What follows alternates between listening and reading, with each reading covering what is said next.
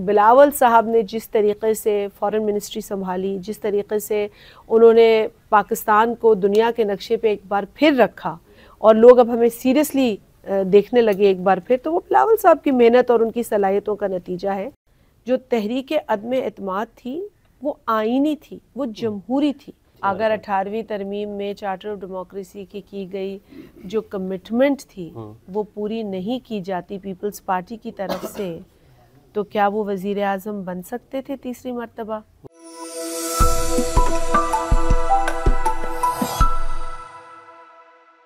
बिस्मिल्लाहिर्रहमानिर्रहीम। V news के नाज़रीन को खुशामदीद। आज हमारे साथ पीपल्स पार्टी की सीनियर रहनुमा शादिया मरी हमारे साथ मौजूद हैं। मैडम क्या हाल चाल है आप? बिल्कुल ठीक है, शुक्रिया। बताइए, आप तो मखसूस नशिस्तों में पहले नंबर पर आई हैं, इसकी क्या वजह है कि पीपल्स पार्टी ने आपको नंबर 1 पर रखा हुआ है? पहले भी आप इस तरह आई हैं, अब भी आप नंबर 1 पर हैं। बहुत शुक्रिया जी, ये तो मेरी पार्टी की मेहरबानी है और मेरी सलाहियतों पर एतमाद है कि वो मेहरबानी कर रहे हैं कि रिज़र्व सीट पर मेरा जो नंबर है वो 1 पर है। मैं बहुत शुक्रगुज़ार हूँ अपनी लीडरशिप की, एक अरसे से जो मैं मेहनत कर रही हूँ और आज मुझे तकरीबन मतलब 22-23 बरस हो गए हैं और इस मेहनत के नतीजे में पार्टी की तरफ से अगर ये अप्रिसिएशन रिज़र्व सीट की प्रायोरिटी लिस्ट पर नज़र आती है तो बहुत खुशी होती है। और जहाँ तक सवाल पैदा होता है रिज़र्व सीट का, तो आपको याद दिलाती चलूँ कि मैं जनरल इलेक्शंस लड़ रही हूँ। मैं ये तीसरी मर्तबा जनरल इलेक्शन लड़ने जा रही हूँ। 2013 में जनरल इलेक्शन लड़ा और एक ऐसी सीट जीती जो कभी पीपल्स पार्टी ने नहीं जीती थी, NA 235। उसके बाद दोबारा मैंने 2018 में जनरल इलेक्शन लड़ा, उसी सीट से NA 216 वो बन गई थी और अब भी मैंने इसी सीट पर NA 209 जो है उस पर एप्लीकेशन डाली है, नॉमिनेशन जमा कराए हैं, स्क्रूटनी हो गई है। मुंतज़िर हूँ कि कब पार्टी जो है वो टिकट की अनाउंसमेंट करेगी। लेकिन जो मेरे लिए एक बड़ी मैं कहूँ कि एक मुझे खुशी की बात है, मुसरत है की बात है कि पार्टी ने साथ ही साथ रिज़र्व सीट पर मुझे एक जगह देकर ये इंश्योर किया है कि हम तुम में फिर भी नेशनल असेंबली में देखना चाहते हैं। ठीक है ना जी। लेकिन मैंने अल्लाह का शुक्र है पिछली मरतबा भी प्रायोरिटी की लिस्ट पे एक अच्छी जगह पे थी, उससे पहले भी थी, लेकिन 2013 में भी जीती, 2018 में भी जीती और इंशाल्लाह ताला 2024 में भी मैं इस हल्के से जीत कर नेशनल असेंबली में जाऊंगी। अच्छा शादिया मरी साहब, कागजात नामजदगी के ऊपर आप लोगों ने जमा कराए हैं, एक जमात है उनके कागजात नामजदगी छीने गए हैं और अब वो दोबारा अपीलों में गए, उनके कागजात नामजदगी मुस्तरद भी हो गए हैं। इस हवाले से क्या कहेंगी कि एक पार्टी को बिल्कुल कॉर्नर किया जा रहा है? देखिए, अभी तो क्योंकि ये मैटर कोर्ट में चल रहा है तो सब जुडिस ही हुआ, सुप्रीम कोर्ट सुन रही है इन चीज़ों को। लेकिन किसी के साथ अगर कोई ज़्यादती हो रही है तो वो गलत है। लेकिन अगर कोई कानून तोड़ा गया है, वायलेट किया गया है, कोई रूल वायलेट किया है, लॉ वायलेट किया है या कोई तरीक़ेकार वायलेट किया गया है, तो उस पर जो इदारे एक्शन लेते हैं वो उनको लेने का भी हक़ है और अगर उनका एहतजाज जायज़ है तो वो भी करने का हक़ है। तो इसमें दो साइड से देखने की ज़रूरत है, एक वर्जन नहीं हो सकता इसका। हाँ, अगर किसी के साथ ज़दोकोब किया गया, किसी को मारा पीटा गया और गलत मारा पीटा गया, कानून वो भी तोड़ा जाता है, उस पर मैं यकीनन उस पर मेरा ओपिनियन बड़ा क्लियर है, हमारी जमात का ओपिनियन बड़ा क्लियर है। लेकिन अगर इलेक्शन कमीशन ऑफ पाकिस्तान ने कोई फ़ैसला लिया है और वो फ़ैसला किसी बेसिस पे लिया है तो उसको समझने की भी ज़रूरत है। शाह महमूद कुरैशी 2 दफ़ा के वज़ीर ख़ारजा, उन्हें जिस तरह पुलिस ने पकड़ा और खींच के लेके गई, आप इसकी मज़म्मत करती हैं कि जो उनके साथ सलूक रवा रखा जा रहा है शाह महमूद कुरैशी के साथ?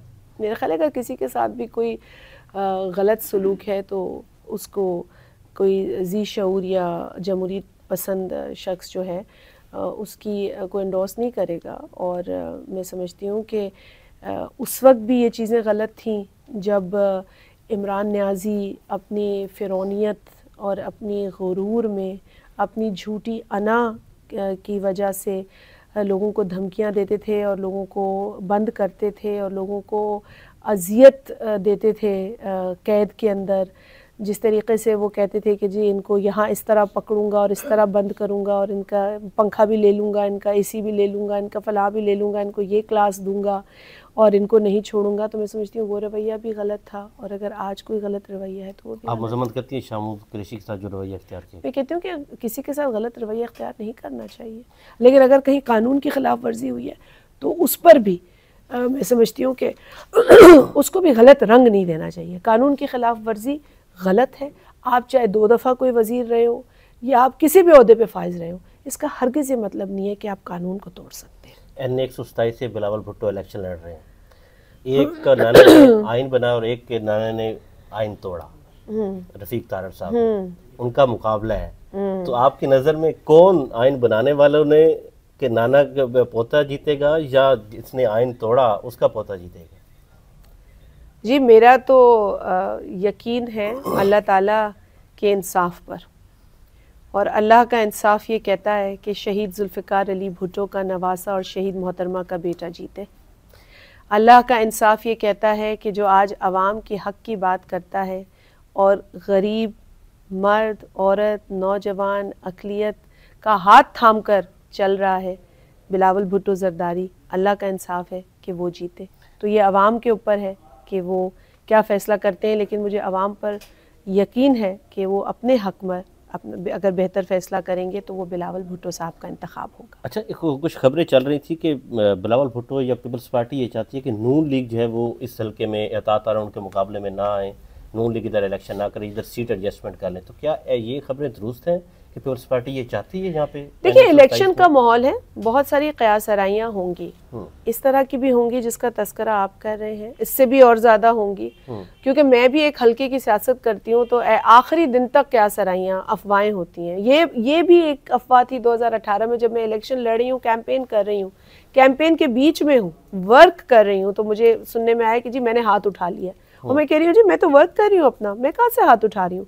तो इस तरह की क़यास आराइयाँ, अफवाहें, इनका बाज़ार गर्म होगा, होता जाएगा, जब तक कि ये इस खबर में कोई सदाकत ना हो, इसकी वेरिफिकेशन ना हो, मैं समझती हूँ इस पर बात करना भी मुनासिब नहीं है। पीपल्स पार्टी ने कोई मदद नहीं मांगी नून लीग से लाहौर? बिल्कुल नहीं, हम अपने मंशूर पर लड़ रहे हैं।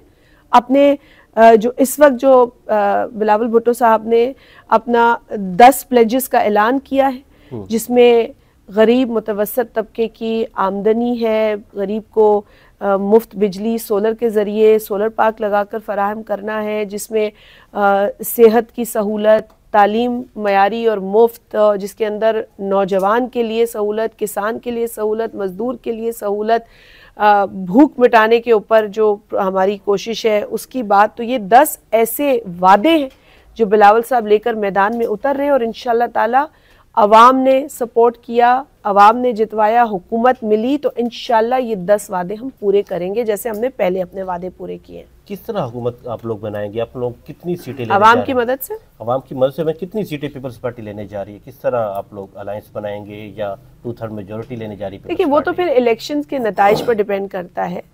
कुछ लोग तो इलेक्शन से पहले ही अपनी तकरीरें तैयार करके बैठ जाते हैं, हम वो लोग नहीं हैं। कौन से लोग हैं वो लोग हैं, आप भी जानते हैं उन लोगों को, लेकिन मैं तो सिर्फ ये कहूँगी कि देखिए फ़ैसला होता है अल्लाह ताला के बाद अवाम के हाथ में, और अवाम ने पहले भी एतमाद किया पीपल्स पार्टी पर और हम उनके एतमाद पर पूरा उतरे। अपने दौरे हुकूमत में, वफाक में, आपको पता है जब हमारा हुकूमत का दौर था तो हमने फलाही काम किए, हमने बेनज़ीर इनकम सपोर्ट प्रोग्राम जैसा एक ऐसा फलाही प्रोग्राम स्टार्ट किया जिसकी दुनिया में मिसाल दी जाती है। और इसके साथ साथ आपने देखा कि बतदरीज हमने जब तनख्वाहों में और पेंशन में इजाफा किया, तो जब हमारा दौरे हुकूमत ख़त्म हुआ तो उसके अख्ताम पर तकरीबन 150% इजाफा पीपल्स पार्टी ने सिर्फ अपने 5 साल दौर में किया था तनख्वाहों में। अगर वो 150% इजाफा नहीं होता तो आज का ये 10% और 20% इजाफा लोगों के काम नहीं आता, जिस किस्म की महंगाई है आज।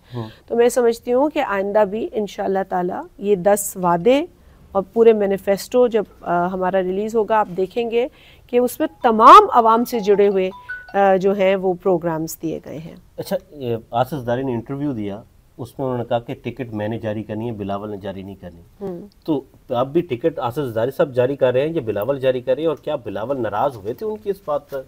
नहीं, देखिए बिलावल साहब नाराज़ नहीं होते। उन्होंने कल भी कहा था कि जब तक कि आप नाराज़ ना करें किसी बात पे, लेकिन नाराज़ वो नहीं होते। ख्वाहिश लोगों की है कि वो नाराज़ हो, लेकिन वो नाराज़ नहीं होते। से वो नाराज़ नहीं होते। नहीं, वो नाराज़ किसी से भी नहीं होते, बल्कि उनकी एक बड़ी क्लियर अप्रोच है चीज़ों के बारे में। वो चीज़ों को लेपा पोती करके बोलते नहीं हैं। उनकी एक, और मेरे ख्याल है ये इसी तरह की सियासत वो मुतारफ़ कराना चाह रहे हैं, जो जिसका वो जिक्र करते हैं कि हम तकसीम और नफ़रत के कल्चर को ख़त्म करें। मतलब गाली देकर अपना लोहा नहीं मनवाया जाता, खिदमत कर कर अपना लोहा मनवाया जाता है, डिलीवर कर कर अपना लोहा मनवाया जाता है। और डिलीवर करने के लिए क्या प्रोग्राम है उसके जिक्र करने से जो है ना वो आप बताते हैं कि आप कितना, आप में क्या है। ठीक है ना जी। तो बिलावल साहब बड़े फोकस्ड हैं, बड़े एक सीरियस अंदाज में वो एक नया मैसेज लेकर मैदान में उतरे हैं। जहाँ तक जरदारी साहब की ये बात थी टिकट देने की, तो वो पार्लियामेंटेरियंस जो है जिसके जो कि एक आमिर का तोहफा है हमें दिया गया, जो आमिर की जो मतलब मैं क्या कहूँ कि जो रास्ते रोकने के अमल था, उसके नतीजे में इस दूसरी विंग का हमने एक कह रहे एक और पार्टी खड़ी करनी पड़ी। लेकिन टिकट टेक्निकली दी जाती है, तो जरदारी साहब ने टेक्निकल बात की थी, उससे जो दीगर मैसेज या नतीजा अखज़ किया गया वो बिल्कुल वो गलत तो चलता रहा कि आसफा ने और बख्तावर ने मिल बीच में आके सुलह करवाई, दोनों बाप बेटे के दरमियान दुबई में ले जाकर। देखिए जरदारी साहब बड़े दिल के मालिक हैं, और वो तो कहते भी हैं कि जी एक नौजवान का अपना ओपिनियन होता है, अभी सियासत सीख रहा है। नहीं, वो तो एक बाप के लिए बच्चा ही होता है ना। मेरी बेटी आज माशाल्लाह शादीशुदा है, लेकिन मेरे लिए तो वो मेरी औलाद है ना, मुझसे तो छोटी है। तो वो एक, लेकिन वो मुझे सिखाती है, वो मुझे बताती है और मैं उससे सीखती हूँ।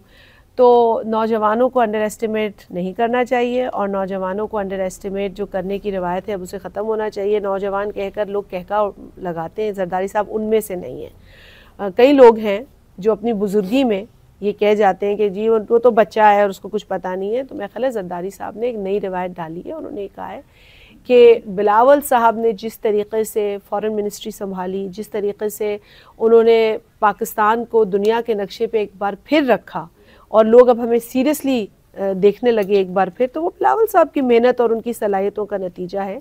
और इसका इतराफ़ जरदारी साहब ने किया उस इंटरव्यू में, उसी इंटरव्यू में जिसको आपने गौर से सुना होगा। NA 127 की सीट अगर बिलावल भुट्टो जीत जाते हैं तो क्या वो ये सीट रखेंगे या छोड़ देंगे? देखिए ये बिलावल साहब इस वक्त लाड़काना से भी लड़ रहे हैं, कंबर शहदाद कोट से भी लड़ रहे हैं, और NA 127 लाहौर से भी लड़ रहे हैं। इंशाल्लाह ताला जब वो ये तीनों सीटें जीत जाएंगे और ये फैसला कुन मरहला आएगा कि उन्हें इंतखाब करना होगा सीट का, तो मेरा ख्याल है उस वक्त इसका जवाब मैं दे सकूंगी। और मैं सिर्फ नहीं दूंगी, मेरा ख्याल है बिलावल साहब की जो एक जमहूरी अप्रोच है वो शायद अपनी पार्टी की जो सेंट्रल एग्जीक्यूटिव कमेटी है, मेरा ख्याल है कि वो शायद वहाँ ले जाएं ये फैसला। तो अगर वो ये सीट रखेंगे तो पंजाब में एक रिवाइवल होगा पीपल्स पार्टी का कि लाहौर से एक सीट जीती। देखिए पंजाब से पीपल्स पार्टी कभी ख़त्म तो हुई नहीं थी। मैं तो हमेशा ये कहती हूँ पीपल्स पार्टी को एक साजिश, एक मंसूबे के तहत ख़त्म करने की कोशिश ज़रूर की गई थी। बहुत सारे हरबे इख्तियार किए गए, बहुत स्ट्रैटेजीज़ अपनाई गई, लेकिन अल्लाह ताला का करम है, ये पीपल्स पार्टी का नज़रिया है, पीपल्स पार्टी का नारा लगाने वाले लोग हैं। अब उनको मोबिलाइज़ करने की ज़रूरत है, और पार्टी के चेयरमैन की मौजूदगी एक लाहौर के हलके में इस बात की अलामत है कि लाहौर हमारा है, पंजाब हमारा है, और हम पंजाब की आवाम को इस तरीके से छोड़ नहीं सकते। पंजाब में भी आप लोग हुकूमत बना सकते हैं? बिल्कुल बना सकते हैं, क्यों नहीं बना सकते। ये तो आवाम के ऊपर है और नताइज के ऊपर है। इंशाअल्लाह ताला हम पुरुम्मीद हैं कि हम इतने अवामी सपोर्ट हम ले सकते हैं कि हम पंजाब में भी हुकूमत बना सकते हैं। ये फ़ैसला भी हम कर सकते हैं कि पंजाब का वज़ीर आला कौन होगा, और हम करेंगे इंशाअल्लाह ताला। तो आपकी नज़र में कौन है? आपका पीपल्स पार्टी अगर जीत जाती है तो वज़ीर आला का उम्मीदवार कौन है? अभी बहुत देर है उस मरहले में, आने दें वो मरहला, फिर आपको ज़रूर बताएंगे। 293 सीट्स है पंजाब के अंदर, पीपल्स पार्टी के तो इतने उम्मीदवार नहीं खड़े हुए 293 के करीब पंजाब के अंदर, तो कैसे वज़ीर आला बनेगा? देखिए जितनी सीटें दरकार होंगी उतनी ही जीती जाएंगी। पीपल्स पार्टी उतनों को ही टारगेट करेगी, लेकिन पीपल्स पार्टी ये हमेशा कहती है कि जी जो भी ख्वाहां हैं कौमी असम्बली की बात, कौमी असम्बली में जाकर जो है वज़ीर आज़म के उम्मीदवार बनने के, उनके हवाले से तो जरदारी साहब ने एक बड़ी अहम बात की थी कि जी ये जो फिगर है 172 का, ये बड़ा फिगर है, तो जो ख्वाहा है वो फिगर देखें और माहौल को देखें। माहौल उनके फेवर में तो नहीं नज़र आ रहा, तो फिर वो कौन सा एक ऐसा डंडा चलाएंगे या कौन सी ऐसी जादू की छड़ी चलाएंगे जिससे कि वो उनकी ख्वाहिशात और उनके ख्वाब पूरे होंगे। हम तो कहते हैं जी अवाम में जा रहे हैं, तो अवाम से उम्मीद है, अपना प्रोग्राम लेके जा रहे हैं, अपने ये 10 वादे जो कल भी बिलावल साहब ने दोहराए उनको लेकर जा रहे हैं, अपना मैनिफेस्टो लेकर जा रहे हैं, और आवाम से पूरी उम्मीद है कि अपनी हमारी कारकर्दगी जो रही है उस पर हमें वोट ज़रूर मिलेगा। बेशक पंजाब से आपने हमें दूर करने की कोशिश की, लेकिन आवाम से हम दूर नहीं हो सकेंगे इंशाल्लाह। खुर्शीद शाह और अयाज सादिक की मुलाकात पे बिलावल साहब ने क्या तबसरा किया?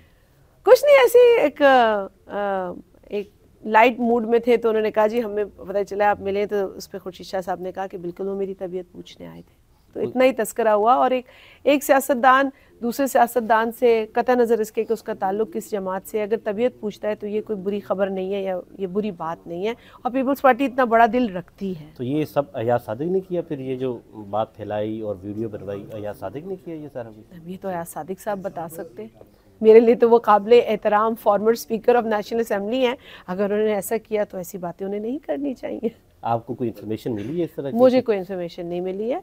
अलबत्ता मेरे लिए तो अगर दो पुराने सियासतदान जो कॉलीग्स रहे हैं नेशनल असेंबली के अंदर और एक स्पीकर रहे हैं जिनका ताल्लुक तमाम जमातों के लोगों से है, अगर वो किसी एक जमात के सीनियर रहनुमा से उनकी तबीयत दरियाफ्त करते हैं तो इसमें कोई हर्ज नहीं। अच्छा शाहजी साहब, मोहम्मद ज़ुबैर PMLN के हैं, उन्होंने इंकशाफ किया कि तहरीक अदम एतमाद लाने के लिए PDM पहले बनाई गई और PDM के साहब भी थे, PDM के बाद आप निकल गए, तो तहरीक अदम एतमाद जो है वो जनरल बाजवा के कहने के ऊपर लाई गई। इस पर कितनी सदाकत है? पीपल्स पार्टी जानती थी कि नून लीग जनरल बाजवा के साथ मिलकर तहरीक अदम एतमाद लाना चाह रही है? मैंने उनकी ये बात सुनी नहीं है, तो इसलिए मैं उस पर तबसरा नहीं कर सकती, लेकिन ये बात दुरुस्त है कि PDM बनी इसलिए कि इस मुल्क में जो हालात थे वो बहुत बुरे थे।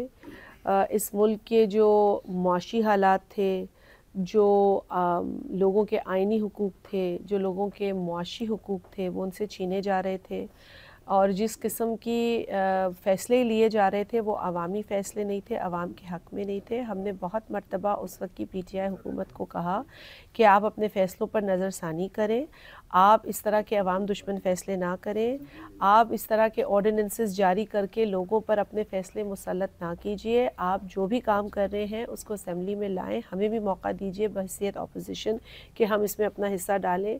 लेकिन उन्होंने ऐसा कुछ नहीं किया, बल्कि अपोजिशन को वो गालियाँ बकते रहे, ख्वार करते रहे, जलील करने की कोशिश करते रहे। आपने देखा मुल्क से बाहर भी जब उस वक्त के नालायक वज़ीर आज़म इमरान नियाज़ी जाते थे तो वो अपनी अपोजिशन जमातों को, उनके लीडर्स को गालियाँ बकते थे, जो कि बहुत नामुनासिब था।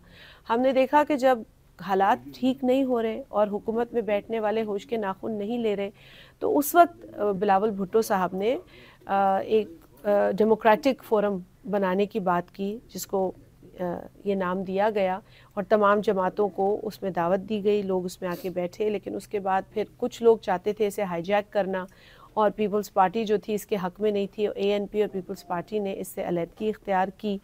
तो ये दो जमातें PDM में नहीं थी। जब एक यूनिटी की गवर्नमेंट बनी थी पिछले 15 माह जो थे, आखिरी जो थे पिछले दौर के, तो उस वक्त भी हम PDM में नहीं थे, हम PDM प्लस जमातें थीं।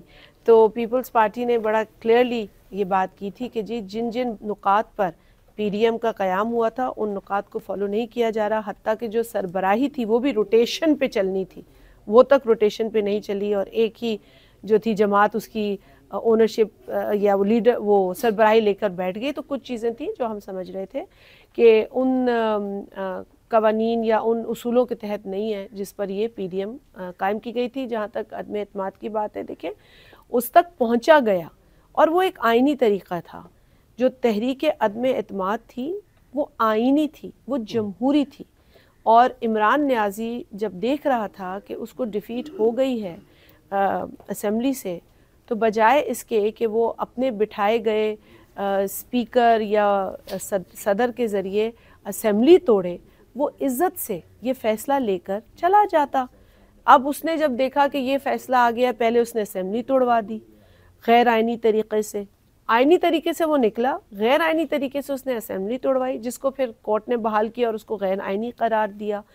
उसके बाद जो साइफर, जो कि साइफर था जिसकी कॉपियां बना के रखी गई थी, पहले कह दिया गुम गया है, लेकिन ऐन उस वक्त जब उसको गैर आईनी, जब उसको इसके गैर आईनी हरकत के नतीजे में आईनी तरीके से निकाला गया तो उसने कहा कि जी ये है साइफर, और उसने दुनिया में साइफर आम कर दिया। एक सेंसिटिव डॉक्यूमेंट था, एक क्लासिफाइड डॉक्यूमेंट था, जो कि एक सुपर पावर के सदर ट्रंप को भी इजाज़त नहीं है इस तरह लीक करने की। तो हम तो अभी भी एक स्ट्रगलिंग डेमोक्रेसी हैं, तो इसके एक साबिक वज़ीर आज़म ने एक क्लासिफाइड डॉक्यूमेंट को लीक कर दिया, जो कि एक बहुत बड़ी बात है। इसीलिए पीपल्स पार्टी ये कहती है कि इसकी इन्वेस्टिगेशन होनी चाहिए और इसको थरली देखना चाहिए कि इस साइफर के पीछे कहानी क्या है। ये इस मुल्क के लिए ज़रूरी है, इस मुल्क के अंदर ऐसी रवायात कायम नहीं होनी चाहिए। बिलावल भुट्टो और आपकी जमात पीडीएम में रहती है, 16 माह हुकूमत करती है, बाद में निकलती है तो तनकीद करती है शहबाज के गवर्नमेंट के ऊपर। इसके पीछे कहानी क्या है? सिर्फ इलेक्शन स्टंट है कि ये देखिए, जब 15 माह की हुकूमत थी, चले 16 हो या 15 हो, लेकिन 15 माह की हुकूमत थी, हमें कुछ वजारतें सौंपी गई थी। हमारी ये ख्वाहिश नहीं थी कि हम हुकूमत में बैठें, लेकिन चूँकि उस वक्त ये फीलिंग थी कि जिस नहज पे मुल्क के हालात हैं, जिस नहज पे पाकिस्तान की अवाम आ चुके हैं, या उस जो इमरान नियाज़ी की पीटीआई की हुकूमत ने जो गलत फ़ैसले किए हैं, जो बहरान पैदा हो रहा है, और जो उस वक्त श्रीलंका की हालात थे, हम नहीं चाहते थे कि इस तरह के हालात पाकिस्तान में पैदा हों। तो इसलिए हमने पाकिस्तान की खातिर इस मुल्क की जो स्टेट है उसको मद्देनज़र रखते हुए हमने मुल्क को बचाने के लिए हुकूमत में बैठने का फ़ैसला किया। यूँ तो अपोजिशन में बैठते तो हम मजबूत एक आवाज़ होते, लेकिन हमने ये बेहतर समझा कि उस वक्त की हुकूमत में अगर हमें जो बैठना पड़े और कोई जो मुश्किल हालात फ़ेस करने पड़े तो हम ज़रूर करेंगे मुल्क की खातिर। वरना तो आसान था ना हमारे लिए कि हम तनकीद करते और अपोजिशन में बैठते, लेकिन हमने वो फ़ैसला उस वक्त मुल्क के लिए लिया।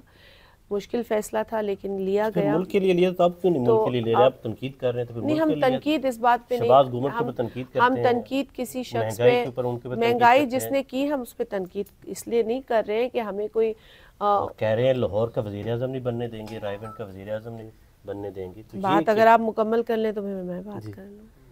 देखिए, हमने ये नहीं कहा कि हम किसी को वज़ीर आज़म नहीं बनने देंगे। हमने ये कहा कि आप ये ऐलान नहीं कर सकते हैं कि बात हो गई है और वज़ीर आज़म हम फ़लानी जगह से लाएंगे। हमने ये कहा, हमने कहा कि दरवाज़े जो चोर दरवाज़े उससे हम आपको आता देखेंगे तो हम तनकीद करेंगे।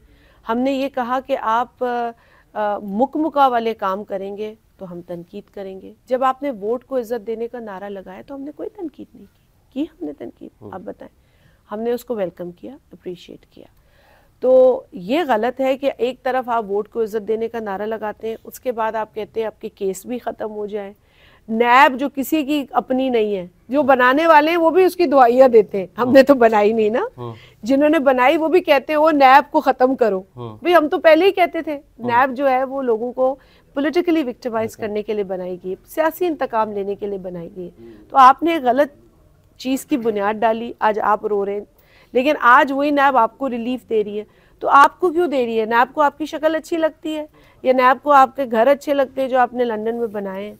नैब को क्या अच्छा लगता है? देखिए, सिलेक्टिव रिलीफ नहीं मिलनी चाहिए। रिलीफ फिर मिले तो सबको मिले, मतलब ये सिलेक्टिव तरीका नहीं होना चाहिए। और जहाँ तक सवाल पैदा होता है तनकीद का, देखिए तनकीद किस चीज़ पे करते हैं? मुआशी फैसले तो पीपल्स पार्टी के हाथ में नहीं थे ना, हमने तो नहीं लिए। आपने बार बार वज़ीर ख़जाना को बदला। हम तनकीद करते थे कैबिनेट में बैठकर कि जी ये फ़ैसला आवाम के हक़ में सही नहीं है, ये फ़ैसला ना लें, ये काम ना करें। लेकिन अल्टीमेटली तो फैसला चाहते थे कि मिफ्ता रहे और सागदार चेंज। हम ये चाहते थे स्टेबिलिटी हो।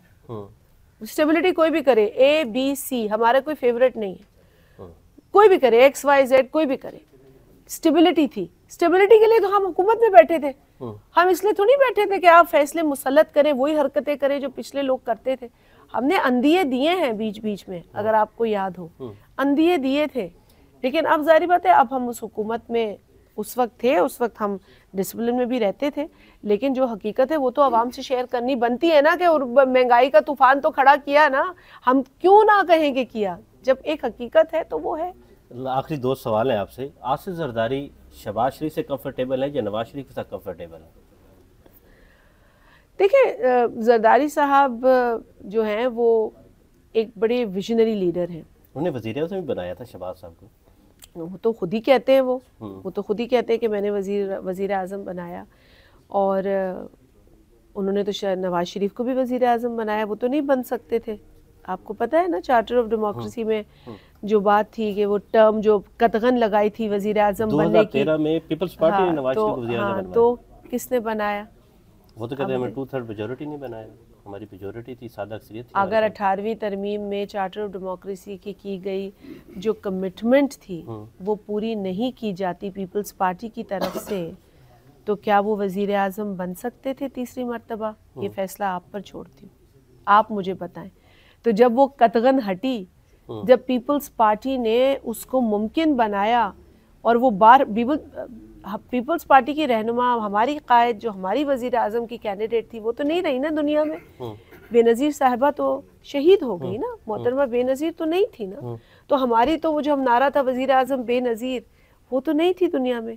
लेकिन हम अपनी कमिटमेंट के साथ चले ना, हमने चार्टर ऑफ डेमोक्रेसी में वो किया गया वादा पूरा किया, और कदगन हटाई वज़ीर आज़म के ऊपर जो बार था 3rd टर्म बनने का, वो हमने हटाया। उसके नतीजे में तो वो वज़ीर आज़म बने तीसरी मर्तबा। तो अब वो अगर खुद को अहल साबित नहीं कर सकते, तो मेरा तो कसूर नहीं है, मेरी जमात का तो कसूर नहीं है। मतलब कि 62 में अगर वो अहल नहीं होते तो, मतलब मेरा सवाल ये कि आसिफ जरदारी कंफर्टेबल किसके साथ है? जरदारी साहब के साथ या नवाज शरीफ? जरदारी साहब का वज़ीर आज़म है बिलावल भुट्टो जरदारी, वो सीसी का हिस्सा है, और हमारा कैंडिडेट है बिलावल भुट्टो जरदारी।